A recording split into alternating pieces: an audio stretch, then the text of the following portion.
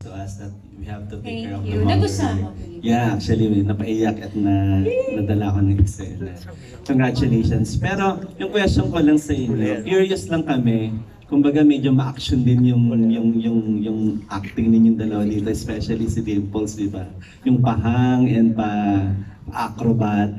How was pa-acrobat, di ba? Sana alam natin na hindi si Dimples yung nag- Pero how was the experience shooting the film and challenges you encounter doing the Alam mo, Kuya caretakers? Alan, I think the biggest challenge for me was not even the end of the movie, but the entire film na dapat wala kayong masilip na ma-preempt nyo. Yun yung pinakamahirap sa akin. Kasi ang problema sa pelikula, kitang-kita mo, that's why I always see the shots of direct, ang lapit ba? Baka konting twitch ng mata ko, mapansin mo, ay, may gagawin siya sa dulo. Kailangan, ang challenge for Lydia was to make sure naniniwala ka sa kanya.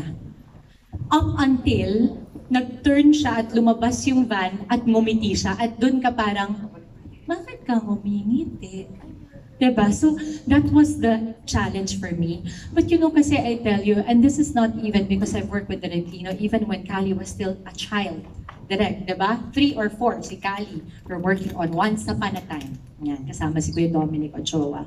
I remember. Tapos naisip ko, nung time na yon, I'm on full surrender na po kasi ngayon sa buhay ko. Pag nag-40 ka pala, nandun ka na sa full surrender ka. You just allow life to happen to you.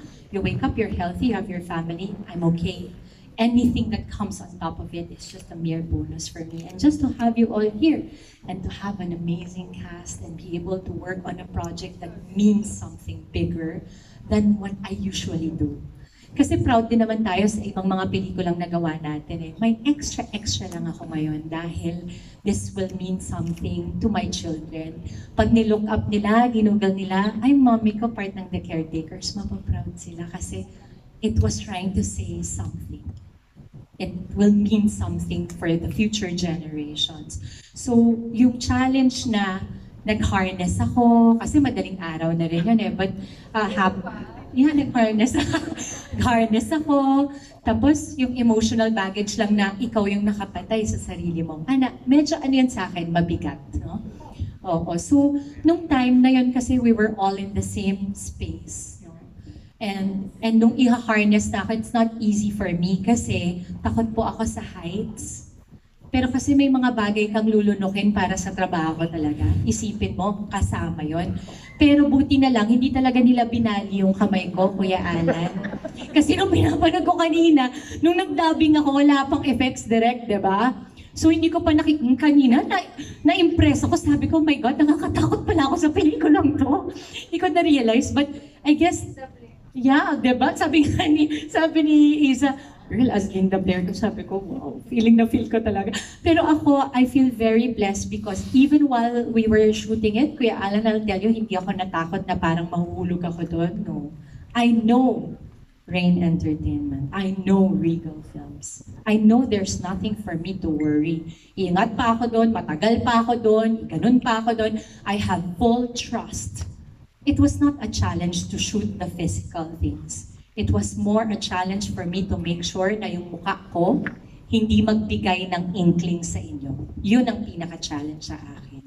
Thank you, Dimples. Kay ano naman, Isa, tanong ko lang kasi I think this is your first movie together. Pero hindi ito yung nagka-work kayo na first time, di ba?